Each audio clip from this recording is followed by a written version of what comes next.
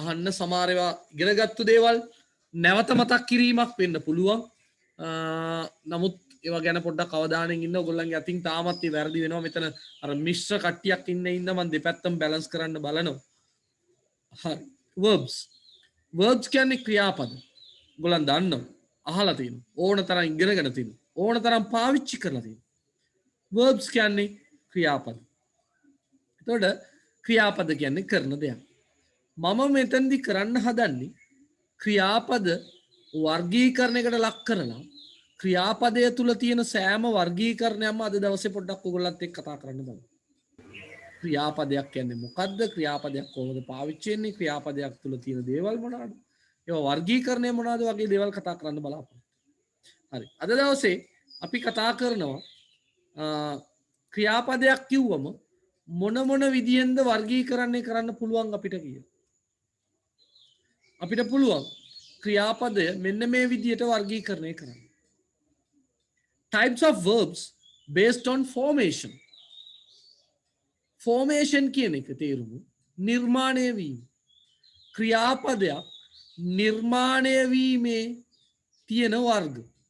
නිර්මාණය වෙන ආකාරය අනුව කොහොමද වර්ගීකරණය කරන්නේ? සිංහල තේරුම ලියා ගත්තට කමන්නේ. ක්‍රියාපදයක් නිර්මාණය වීමේදී කොහොමද වර්ගීකරණය වෙන්නේ? හරි? නැත්නම් ක්‍රියාපදයක නිර්මාණය වීමේදී ක්‍රියාපදයේ වෙනස් ස්වරූපකින් ලියා ගත්තට කමන්නේ. නිර්මාණය වීමේදී තියෙන වෙනස් ස්වරූප. දෙවෙනි එක types of verbs based on objects. කර්මපදයට එක්ක කර්මපදයේ මත තීරණය කරලා කොහොමද ක්‍රියාපදයක් වර්ගීකරණය වෙන්නේ?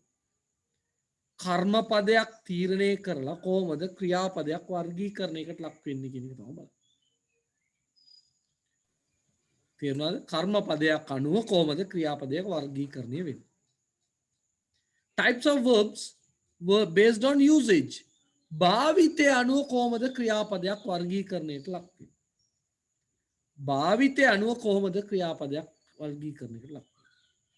නම් පළවෙනි එක අපි කියන්න පුළුවන් නිර්මාණය වීම අනුව ක්‍රියාපදයේ වර්ගීකරණය, කර්මපදය අනුව ක්‍රියාපදයේ වර්ගීකරණය, භාවිතය අනුව ක්‍රියාපදයේ වර්ගීකරණය. ලියා ගන්න බලන්න.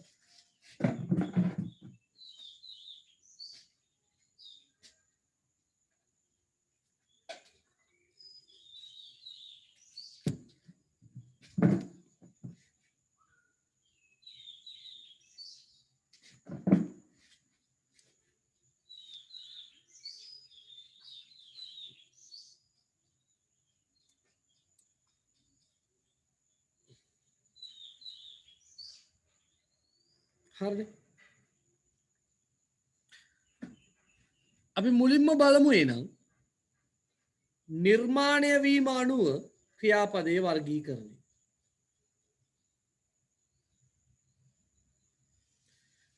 නිර්මාණය වීම අනුව තමා පුතේ අපි ක්‍රියාපදය regular verbs කියලායි irregular verbs කියලායි වර්ගීකරණය. මේවා ඔයගොල්ලන් දන්න දේවල්. නමුත් සටහන් ඇටියට ලියා ගන්න. ඉස්සරහදී තව අවුරුද්දක් යනකොට කාට හරි කියලා දෙන්න උනත් මේවා ඕනි වෙනවා. නිර්මාණය වීම අනුව කියලා අර උපමාත්‍රකාව දාගත්තට කමක් නැහැ.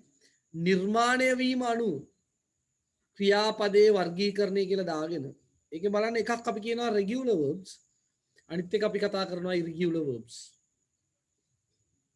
regular verbs, irregular verbs කියලා අපි කතා කරනවා. මොකද්ද regular verb එකක් කියන්නේ? හොඳට දැනගෙන ඉන්න කාට හරි උගන්වන්න ඕගොල්ලන්ට අවශ්‍යයි. පුතේ මේ regular irregular කතා කරද්දී මේ ඒවට අමතරව තව වර්ගීකරණයක් තියෙනවා. මේක දන්නවා ඔයගොල්ලන් base form, past form, past participle කියලා. මේ ගැන වෙනම කතා කරමු. මේ වර්ගීකරණය දැනගන්න වෙනවා. මේ දෙකම එකට එකක් බැඳිච්ච දෙකක් ඔතන. එකක් නැතුව එකක් කතා කරන්න බෑ අපිට. ඒතර මුලින්ම ඔයගොල්ලන් දැනගන්න ඕනේ මේක. පැහැදිලිව දැනගන්න. නිර්මාණය වීම අනුව ක්‍රියාපදය අපි මෙන්න මේ විදිහට වර්ගීකරණය කරනවා. regular, irregular කියලා. හැබැයි ඒ regular, irregular එක වුණත් අපි තව ඇතුළට ගිහිල්ලා වර්ගීකරණය කරනවා base form, past form, past participle, base form, past form, past participle. මේ මොකද්ද කියලා තව පොඩ්ඩක් කියනවා. තොර මොකක්ද මුලින්ම රෙගියුලර් verb එකක් කියන්නේ? කවුරු හරි කියන්න පුළුවන්ද රෙගියුලර් verb එකක් කියන්නේ මොකක්ද? කොහොමද ඒක වර්ගීකරණය කරන්න පුළුවන්? අපි නිකන් අහලා බැලුවොත් කුමලි මතකද රෙගියුලර් verb එකක් කියන්නේ මොකක්ද? කුමලි ආකර්ෂා මේවැල් කඳුරට හොඳට සිග්නල් තියෙනවා.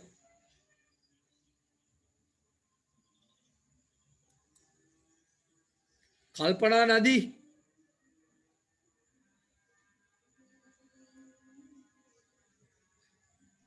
භාවනාව පටන් අරන්ද එහෙ? සතිස්ක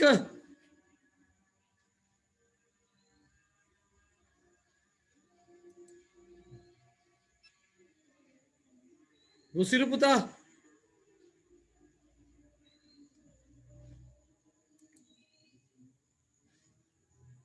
නෑනේ නිපුණි තක්ෂිලා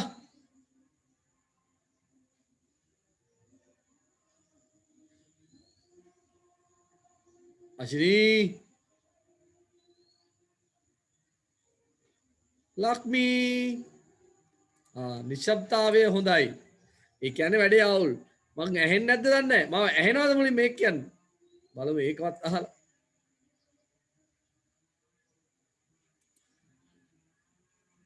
සේනාදි මාව ඇහෙනවද?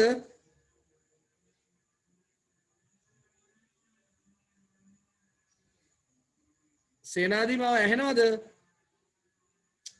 මාර වැඩේ.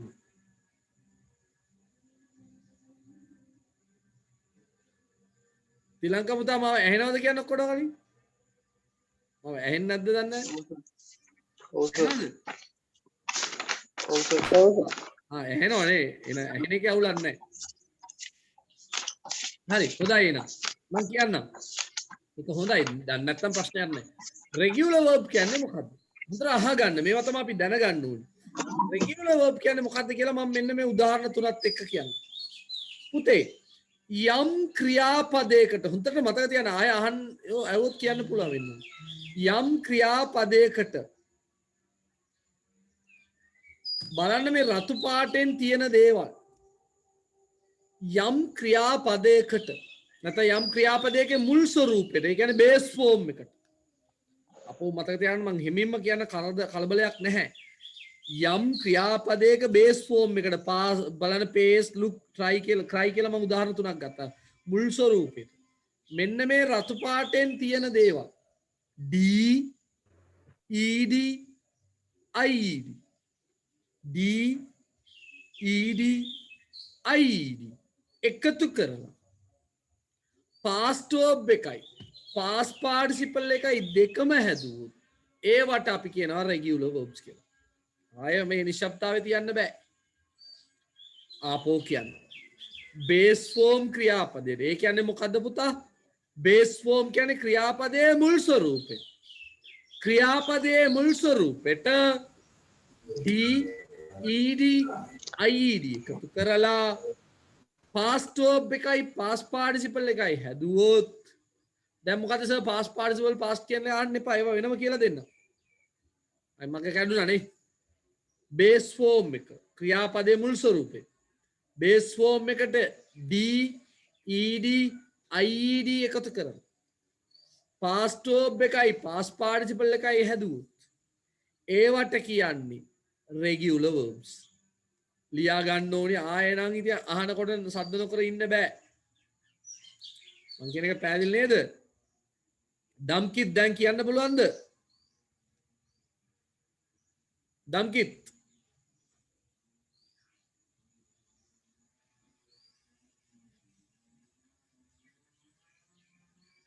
මම හිතන්නේ කුකුලේ පැත්තේ සිග්නල් නැතුව ඇති. චින්තක සර්ට කෝල් එකක් දීලා අහන්න වෙයි දැන්. හරි. නිපුණි තක්ෂිලා දැන් කියන්න පුළුවන්ද නිපුණි?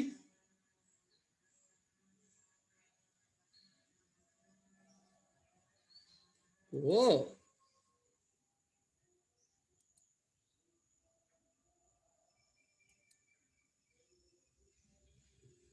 ආපෝ කියන්න මම දැන් ඊළඟට මම අහනකොට කියනවා දැන් ලං ලකුණු කරලා තියාගන්න සද්ද සිග්නල් මදි සෙට් එක. ක්‍රියාපදයේ මුල් ස්වරූපෙට බේස් ෆෝම් එකට D ED IED මේ D ED IED එකතු කරලා past verb එකයි past participle එකයි හැදුවොත් ඒවට අපි කියන්නේ regular verbs කියලා. මේම සිග්නල් ඇහෙන්නේ නැත්තම් වැඩක් නැහැ මේ පන්තියේ නේද? බිනු කියන්න බලන්න දැන් මං කියවපු ටික. verb එකේ මුල් ස්වරූපයට D ED එකතු කරලා හදපු එකතු කරලා past verb එකයි past verb එකයි past participle එකයි හැදුවොත් ඒකට තමයි අපි කියන්නේ regular කියලා. සද්දෙ මදි පොඩ්ඩක් නේද? පොඩ්ඩක් ඇහුන්නේ නැහැ. අපි තවසරයක් බලන්න වෙයි. කාවින්ද පුතා හයියෙන් කියන්න බලන්න.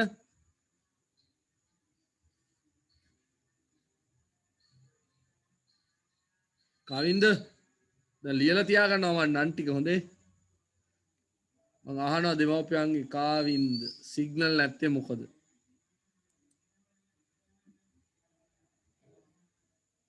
නෙත්මි කේසලා කියන්න පුළුවන්ද? වෙලා යනවා නැත්තම්. ලියාගෙන කියන්න මට කමක් නැහැ. ඔව්.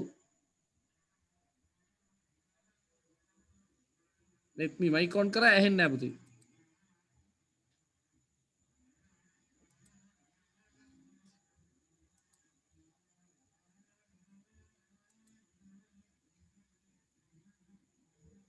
සේසිත මුතුමල් කියන්න බලන්න හයියෙන්.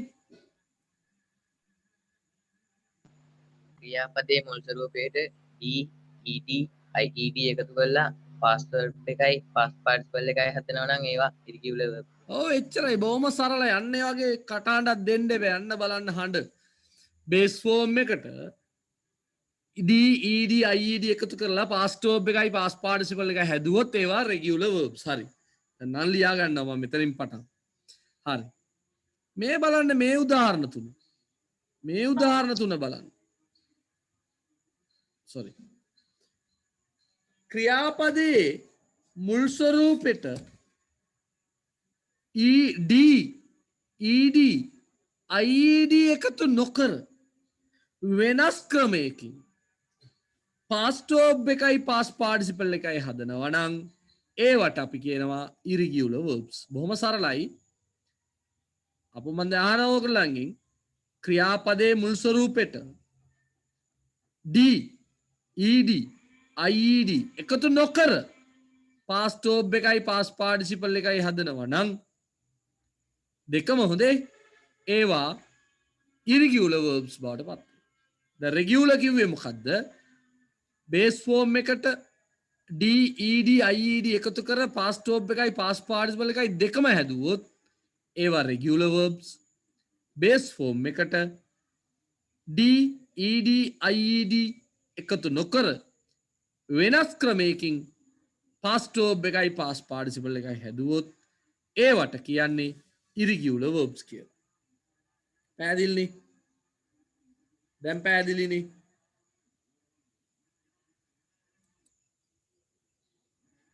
සසික පුතා දැන් කියන්න බලන්න.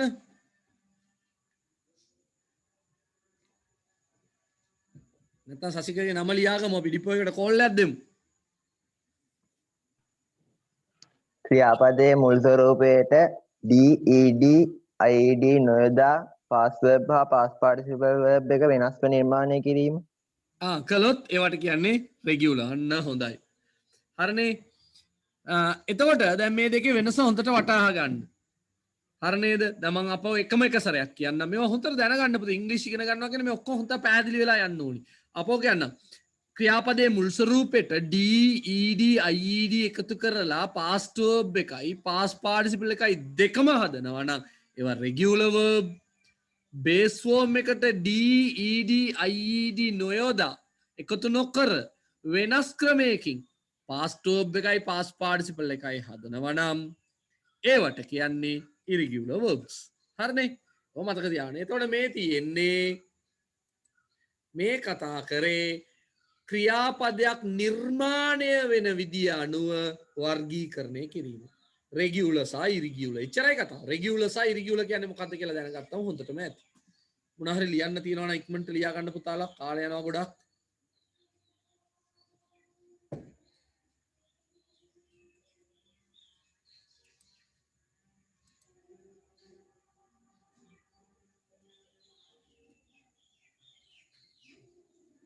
හරි. උදාහරණයක් එහෙම දාගන්න. ඒක ලේසි. right. අපි යන් අනිත් එකට.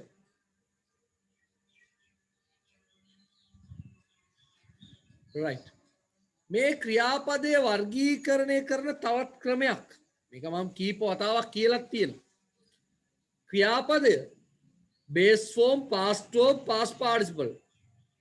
මේක මාතෘකාව ඕනනම් දාගන්න භාවිතාව අනුව ක්‍රියාපදය වර්ගීකරණය කිරීම. භාවිතාව අනුව ක්‍රියාපදය වර්ගීකරණය කිරීම. දැන් බලන්න base form එකට උදාහරණයක් මම දීලා තියෙනවා go. past form එකට උදාහරණයක් දීලා තියෙනවා went. past participle එකට උදාහරණයක් දීලා තියෙනවා gone. මේ තුනට අමතරව තවත් වර්ගීකරණයක් තියෙනවා අපේ. අර බලන්න goes එකට අපි කිව්වේ singular verb. ඒක පාවිච්චි කරන්නේ මොකද වෙනස? EC it singular එක. අර උඩ කට්ටිය පාවිච්චි කරන්නේ I we you they plural එක. මොකයි වෙනස? එතකොට තව වචනයක් තියෙනවා going බලන්න. ඒකට අපි කියන්නේ present participle කියලා. එතකොට මම මීට කලින් කියලා තියෙනවා. ඇයි වගුවක් පාඩම් කරද්දී අපිට දෙන්නේ go when gone විතරක්? ඇයි goes එකයි going එකයි අපිට දෙන්නේ නැත්තේ කියලා මම පැහැදිලි කරලා තියෙනවා. නමුත් නැවත වාරයක් මතක් කරමු. පුතේ go කියන මුල් ස්වරූපය දන්නවනම් es හරි s හරි is හරි එකතු කරලා goes කියන එක හදන්න පුළුවන් ඕගොල්ලන් දන්නවා. go කියන මුල් ස්වරූපය දන්නවනම් es හරි s හරි is හරි එකතු කරලා goes කියන එක හදන්න පුළුවන්. ඕනි කෙනෙකුට හදා ගන්න පුළුවන්. ඒක වගුවකින් දීලා පාඩම් කරපිය කියලා කියන්න ඕනේ නැහැ. go කියන මුල් ස්වරූපය දන්නවනම් ඒකට ing එකතු කරලා going කියන එක හදන එක අමාරු දෙයක් නෙවෙයි. ඕනි කෙනෙකුට හදා ගන්න පුළුවන්. ඒ හින්දා තමයි ඔය දෙක වගුවට දෙන්නේ නැත්තේ. ඇයි දෙන්නේ නැත්තේ? මුල් ස්වරූපය දන්නවනම් අර නිල් පාටෙන් තියෙන singular verb එකයි present participle කියන ing වචනයයි හදා ගන්න පුළුවන්.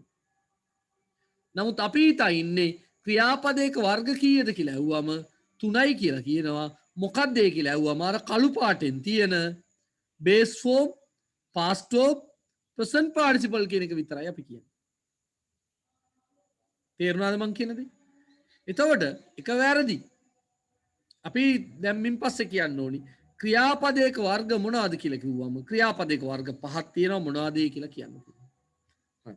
දැන් මම මේවා උදාහරණත් එක්ක මම මේවා කීප දවසක් කියපු ඉඳලා මම උදාහරණත් එක්ක පොඩ්ඩක් වේගෙන් කියන්න. රයිට් ඔන්න වර්ගීකරණය කරනවා. ඔයගොල්ලන්ටත් ඔහොම ඉරිගා ගන්න පුළුවන් නේ සරස් ගාලා නේද? අර go කියන්නේ මොකද්ද? යනවා. go කියන එකේ තේරුම යනවා. goes කියන්නේ මොකක්ද? මේවා තාමත් ඔයගොල්ලෝ වරද්දනවා පේපර් වල. ඒකයි මම ආපෝ දෙන්නේ. goes කියන්නේත් මොකද්ද? යනවා. go කියන්නේත් යනවා. goes කියන්නේත් යනවා. මොකද්ද මේ දෙකේ වෙනස? වෙනස මේ පාවිච්චි කරන අය. වෙනස ඇවිල්ලා මේ පාවිච්චි කරන අය. පාවිච්චි කරන අය අනුව තමයි මේ වෙනස වෙලා තියෙන්නේ. නමුත් දෙකෙම තේරුම එකයි. නමුත් පාවිච්චි කරන අය විතරයි වෙනස් වෙන්නේ. ඒ අනුව එස් අකුරක් දානවද නිකම්ම ලියනවද කියලා තීරණය කරනවා. මේ දෙන්නම එකම ගොඩේ කට්ටිය. ට්වින්ස්ලා දෙන්නෙක් වගේ. පොඩි වෙනසක් වගේ තියෙනවා. හරි. ඊළඟට අපි කතා කරමු. went කියන්නේ ගියා. went කියන එකේ තේරුම ගියා. අතීතේ. going කියන්නේ සමහර අය going කිව්වම මොකද්ද කියන්නේ? ගීත්ම going කියන්නේ මොකද්ද ගීත්ම? යමින් සිටිනවා. යමින් සිටිනවා. රුසිරු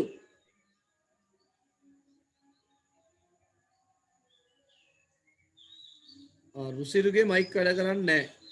රුසිරු යමින් සිටිනවා. ඉන්නවනේ. යමින් සිටිනවා. සේනාදී අරණිමා හංගරංගලට වැඩද බලමු සිග්නල්. යමින් සිටිනවා. යමින් සිටිනවා. ලක්මී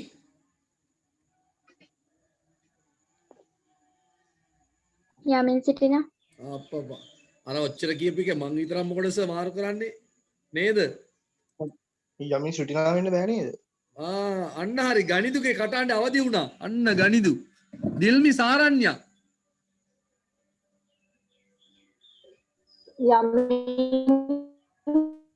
අම්මෝ විවල්කන්දර අදිනවා සෑහෙන්න. හරි බලමු. මොකද ගණිදු ඔයා කියන්න හැදුවේ? ගණිදු ඔයාගේ අදහස් ප්‍රකාශ කරන්න. ඉතින් සර් ඔය කියන්න පුළුවන් යමින් සිටිනවා යමින් හිටියා යමින් ඉදීවි කියලා. very good. ඔකට මින් කතාව නේද? අන්න හරි. මේක කිව්වා රුසිරු පුතාලා එම එදා ඉඳන් මේවා ආගෙන හිටියා මුල් පේලිය වාඩි වෙලා. අමතක වෙලා. නේද? කොරෝනා වලට කොර වෙලා ඉන්නේ කට්ටිය දැන්. පුතේ මතක තියාගන්න. අර ගණිදු පුතා කිව්වා වගේ. නේද? ඔයාට තමයි ඉතින් ගණිතයට එම උම්මා දෙන්න හිතෙනවා. කොච්චර හොඳද බලන්නකෝ. නේද? thank you sir. අන්න හරි. going කියනකොට මතක තියාගන්න මේක හැමදාම කියපු කතාව මේවා වරදින හින්දා මේවා අමතක වෙන හින්දා තමයි අර ing දාද්දී වරද්දන්නේ අපි. මතක තියාගන්න අපි කවදාවත් ඒකට ඉන්නවා සිටිනවා කියලා කැලලක් කියන්න බෑ. කිව්වොත් වැරදි. going කියනකොට යමින් going කියන එකත් එක්ක අර am එකතු වුණොත් යමින් සිටිනවා. ඒක තමයි ගණිත පුතා කියන්න හැදුවේ. was going කියලා ආවොත් යමින් හිටියා. will be going කියලා આવොත් යමින් ඉඳීවි. එතකොට going කියලා විතරක් කිව්වොත් යමින් විතරයි. මේක අපේ ගුරුවරුත් වරද්දන තැනක්. ඒකයි මම පුන පුනා ආපහු මේවා කතා කරන්නේ. ටීචින් කියලා කිව්වොත් පුතේ උගන්වමින් විතරයි. නැත්නම් උගන්න. ඒක ඉන්නවද හිටියද ඉඳීද කියලා අපිට කියන්න බෑ. මේක මම දවස් කීපයක්ම කියපු කතාවක්. swimming පීනමින් ඉන්නව නෙවෙයි පීනමින් ඉන්නවා වෙන්න නම් මුලට ඊස් හරි ඕස් හරි will be හරි මොකක් හරි එකතු වුණොත් තමයි ඉන්නවා හිටියා ඉඳීවි වෙන්නේ. ඉතින් මේවා හොඳට මතක තියාගන්න. මේක මම සම්පූර්ණ මේවා කරාන් පස්සේ ස්ක්‍රීන්ෂොට් එකක් හරි ගහලා තියාගන්න. හරි. එතකොට going යමින් going කියන්නේ යමින්. right. අපි ඊළඟට යමු. gone කියන්නේ මොකක්ද? අපි කතා කරමු ඒකත්. අහලා බලමු වුණාට කමක් නැහැ. චතුරංග පුතා දන්න දේ කියන්නේ වැරදුනාට තේරුමක් නැහැ සර්. මොකද පුතේ? තේරුමක් නැහැ ඒකට. very good. බලමු ඇයි එහෙම කියන්නේ කියලා තවත් අයගේ අදහස් බලමු. කසුනි මෙතාරා.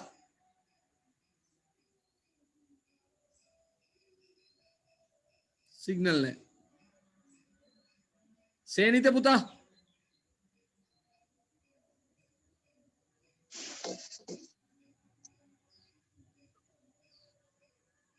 ඉසුරි ඉසුරිගේ නම ලියන්න වේද සේනිතගෙත්?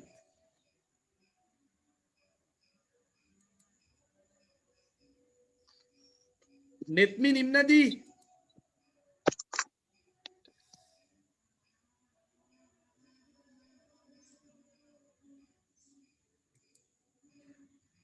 හරි මං චතුරංග පුතා කියපු උත්තරෙත් එක්ක යන්නම් කාලයත් එක්ක. තව විනාඩි 10ක් තියෙනවා මේක ඉවර කරගන්න ඕනේ. චතුරංග පුතා කිව්වා වගේ gone කියන එක past participle එකක් පුතේ. past participle එකට අපි කාලයක් කියන්නේ නැහැ. past participle එකක් කිව්වම තනියෙන් තියෙනකොට යාගේ තේරුමක් කියන්න බෑ. මතක තියාගන්න. past participle එකක් තනියම තියෙනකොට යාට තේරුමක් කියන්න බෑ. තේරුණාද? එහෙනම් මේක පොදුයි. go කියන වචනෙට විතරක් නෙවෙයි. come කිව්වත් ඔච්චරයි. right කියලා ගත්තත් එච්චරයි. give කියලා කිව්වත් එච්චරයි. මොනවා කිව්වත් ඔය ටිකම තමා. මොනවා කිව්වත් ඔය ටිකම තමා පුතේ පාවිච්චි වෙන්නේ. මොන විස්තර කිව්වත් මොන ක්‍රියාපදේ ගත්තත් ඔය වර්ගීකරණය තමයි යටත් වෙන්නේ. මේ වර්ගීකරණයෙන් එහා යන්නේ නැහැ කියන එක මතක තියාගන්න. එතකොට අපි දන්නවා කාලය තේරුම ගැන කිව්වා. දැන් බලමු කාලය ගැන. දැන් මම කතා කරන්නේ කාලය ගැන. දැන් බලමු අපි පොඩ්ඩක්. හරි. එහෙනම් බලන්න යනවා කියන්නේ කොයි කාලෙද? වර්තමානයේ present. නේද? ආයෙත් යනවා. එහෙනම් කොයි කාලෙද? present. මේ උඩ present එකක් ඇල්ලලා දින එක ගණන් ගන්න එපා මොකක්ද වැරදීමක්. ගියා කොයි කාලෙද? අතීතේ past. අතීතේ ඔයගොල්ලෝ ඔන්න සිංහලෙන් දාගන්න අතීතේ. ඔන්න අපේ ගණිත පුතා කිව්වා වගේ යමින් කියන්නේ නිකම්ම වචනයක් විතරයි. යාට කාලයක් පේන්නේ නැහැ අපිට. ඒ හින්දා අපි කියනවා යාට කාලයක් හැඟවෙන්නේ නැහැ කිය. සතිස්ක පුතාලට පැහැදිලි ඇති සතිස්ක පුතාලට මේ අලුත් කතා. ඊළඟට ගෝන් කියන එක තේරුමක්වත් නැහැ. නේද? මොකද දන්නේ නැති යකා කළුද සුදුද කියලා අපි දන්නේ කොහොමද? එහෙනම් උගේ තේරුමවත් දන්නේ නැත්නම් උගේ කාලයක් කියන්න බෑ අපිට. මේක තමයි යථාර්ථය. මේක තමයි ඇත්තම කතාව. මේ chart එකේ වෙන කොහෙවත් නැහැ නේ. හැමදාම නැහැ, හැම තැනමත් නැහැ. හරියට පුරුදු වෙන්න ඕනේ. මේවා යථාර්ථයක්, සැබෑ කතා. එහෙනම් අවසානයෙන් අපි කිව්වොත් ප්‍රයෝජනය අනුව යූසේජ් එක අනුව ක්‍රියාපදය අපි වර්ගීකරණය කරනවා මෙලෙස. ප්‍රයෝජනය අනුව මම කලින් කිව්වේ නිර්මාණය කිරීම අනුව ඒක වෙන කතාවක්. දැන් මේ වෙන කතාවක්. ප්‍රයෝජනය අනුව දැන් ඔයගලන් ගත්තොත් රෙගියුලර් verb එක ගත්තත් මෙහෙම හදන්න පුළුවන්. ඉරිගියුලර් එක ගත්තත් මෙහෙම හදන්න පුළුවන්. මේ තියෙන ඉරිගියුලර්නේ. අර ed එකතු කරලා නෙමෙයි එකතු හදලා තියෙන්නේ. ed දාන එක දැම්මත් ওই විදියමයි තේරුම් කතාවක් එන්නේ. මතක තියාගන්න. ඕනිම ලෝකික ඕනිම වචනයක් දාන්න මේ වගුවේ මේ අන්තිම ස්තැන් තුන ඉරි කැලලක් බවට පත් වෙනවාමයි. පැහැදිලිද මං කියන දේ? ඕනිම වචනයක් දාගන්න මේ අන්තිම ස්තැන් තුන ඉරි කැලලි තමයි තියෙන්න ඕනි. ඒ වගේම අර උඩ දෙක present past වෙන්නම ඕනි. ඒක වෙනසක් වෙන්නේ නැහැ කවදාවත්. ඒක එහෙම තමයි. මේක හොඳට අධ්‍යයනය කරන්න, ස්ටඩි කරන්න. මේක නිකන් ඔය පාඩමක් හැටියට බලාගෙන ඉඳලා ගියාට වැඩක් නැහැ. රයිට්. එතකොට ක්‍රියාපදයේ වර්ග පහකට වර්ගීකරණය කරනවා. අපි සාමාන්‍යයෙන් කියන්නේ 3යි කියලා. base form, past tense, past participle කියලා. නමුත් එතනින් එහා ගිහිල්ලා ක්‍රියාපද දෙකක් තියෙනවා. singular verb, present participle. ඇයි ඒවා වගුවට එකතු නොකරේ? ඒවා වගුවට එකතු නොකරේ ඒ ක්‍රියාපදයේ මුල් ස්වරූපෙට රතු පාටෙන් තියෙන කොටස් එකතු කරලා කළු පාටට මුල් ස්වරූපයේ තියෙන වචනෙට රතු පාටෙන් තියෙන කොටස් එකතු කරලා ඕනි බබෙකුට හදාගන්න පුළුවන්. තේරෙන එකෙකුට හදාගන්න පුළුවන්. හැබැයි ගෝ කොහමද වෙන්ටුනේ කියලා මට කියන්නත් බෑ, ඔයාට කියන්නත් බෑ, මට උගන්වපු ගුරුවරයාටත් බෑ, මේ ලෝකෙ එකෙකුටවත් බෑ. ගෝ ඇයි වෙන්ටුනේ කියලා. ගෝ ඇයි ගෝනුනේ කියලා මේ ලෝකෙ කාටවත් කියන්න බෑ. හදපේ කවවත් දන්නේ නැතුව ඇති ඔය හදලා ඇති. ඒක හදලා එච්චරයි. මේ කනට ඇයි කන කියන්නේ? අපි දන්නවද? නෑ. මේ කටට ඇයි කට කියන්නේ? දන්නේ නෑ. නේ? මුල් කාලේ හදලා තිබුණා නම් මේක කට මේක කන කියලා අපි එහෙමයි කියන්නේ. කට ඇහෙන්නේ නැහැ කියනවා. කන වාගෙන ඉඳන් කියලා කියනවා. කාටවත් නැහැ කියන්න බෑ, බෑ කියන්න බෑ. ඒකට හේතුවකුත් නැහැ. නේද? ඒ වගේ මේවා මතක තියාගන්න. ගෝ ඇයි වෙන්ටුනේ, වෙන්ට ඇයි ගෝන්නුනේ කවුරුත් දන්නේ නැහැ. හැබැයි ගෝ ඇයි ගෝසුනේ කියලා හැමෝම දන්නවා. ඔයත් දැනගෙන ඉන්නු. ඇයි ගෝසුනේ ඊස් එකතු කරනවා. සමහර ඒවා තියෙනවා s එකතු කරනවා. සමහර ඒවා තියෙනවා is එකතු කරනවා. ඒත් වචනේ අනුවට වෙනස් වෙනවා. going එකත් එමයයි. එහෙනම් එම වර්ගීකරණය කළා. මේ ඕනිම ක්‍රියාපදයක් go වෙනුවට ඕනිම ක්‍රියාපදයක් දාලා මේ විදිහට හදන්න පුළුවන් පුතේ. right. ඊළඟට අපි තේරුම ගැන කතා කරමු. go කියන්නේ වර්තමානයේ. go කියන්නේ යනවා, goes කියන්නේ යනවා, went කියන්නේ ගියා, going කියන්නේ යමින්, ගෝන් කියන එක තනියම තිබෙන විට ඒකට තේරුමක් කියන්න බෑ. මතක තියාගන්න තේරුමක් කියන්න බෑ. ඕනිම පදයක් තර්කානුකූලව එමු අපි කතා කරමු ඕන තරම්. ඇයි බැරි කියලා මම ඔප්පු කරලා පෙන්නනවා. හරිනේ? තේරුමක් නැහැ. written කිව්වොත් තේරුමක් නැහැ පුතේ. හරි. ඊළඟට කාලය ගැන බැලුවොත් base form එකයි singular එකයි වර්තමානයේ හංගවන්නේ. base form එකයි singular එකයි දෙකම හංගවන්නේ වර්තමානයේ. හැබැයි past verb එක හංගවන්නේ අතීතය past. හැබැයි present participle එකයි past participle එකයි කිසිම කාලයක් හංගවන්නේ නැහැ. කිසිම කාලයක් හංගවන්නේ නැහැ. මේක තමයි ඇත්තම කතාව. දැන් ඔයගොල්ලන්ට පුළුවන් මේ වගුව හරියට නිවැරදිව ලියා ගන්න නැති අය තියෙන අය තව අධ්‍යයනය කරන්න හිතන්න මොනවද මම මේ කියන්නේ කියලා. විනාඩියක් දෙකක් දෙන්න. බලන්න.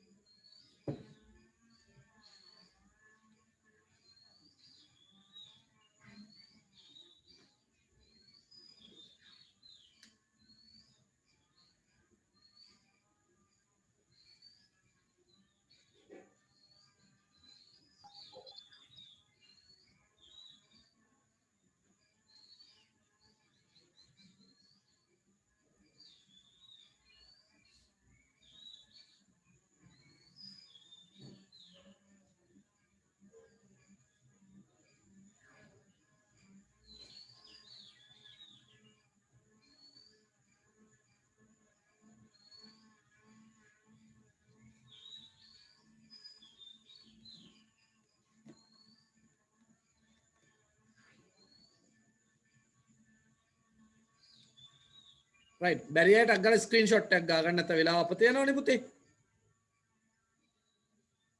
තියෙන්න ඕනේ හැමෝ සතුවම එක රයිට් එතකොට පොඩි ප්‍රශ්නයක් ආවනේ දැන් මෙන්න මේ ප්‍රසන්ට් පාර්ටිසිපල් එකයි පාස්ට් පාර්ටිසිපල් එකයි කාලය හංගවන්නේ නැහැ කිව්වනේ දැන් බලන්නකෝ ඉරි කැලි දෙකක් නේ තියෙන්නේ කාලය හංගවන්නේ නැහැ එතකොට මේගොල්ලෝ වාක්‍ය වල පාවිච්චි කරන්න බෑ නිකම්ම මේගොල්ලන්ට දත් නැහැ මේ ප්‍රසන්ට් පාර්ටිසිපල් එකටයි පාස්ට් පාර්ටිසිපල් එකටයි දත් නැහැ එහෙනම් අපි මොකද කරන්නේ දත් සෙට් දානවා තේරුණාද සතිස් කපුතායම මේ සෙට් එකට දත් සෙට් දානවා මේගොල්ලන්ට දත් තියෙනවා මේගොල්ලන්ට දත් ඕනේ නැහැ මොනවද මේ දත් කියලා කියන්නේ ඒවට අපි කියනවා ඔව් ඒවට අපි කිව්වේ මොකක් කියලාද helping verbs නැත්නම් auxiliaries කියලා කියනවා helping verbs කියලා කියනවා ඒවා වර්ගීකරණය කරන්න පුළුවන් මෙන්න මෙලෙස am එයත් එක්ක is was will be එක සෙට් එක මේවා දත් සෙට් මේවා දාන්න පුළුවන් කාත් එක්කද උතර හිතලා කියන්න අර present participle එකයි past participle එකයි විතරයි දාන්න නැහැ කොයි වෙලේවත්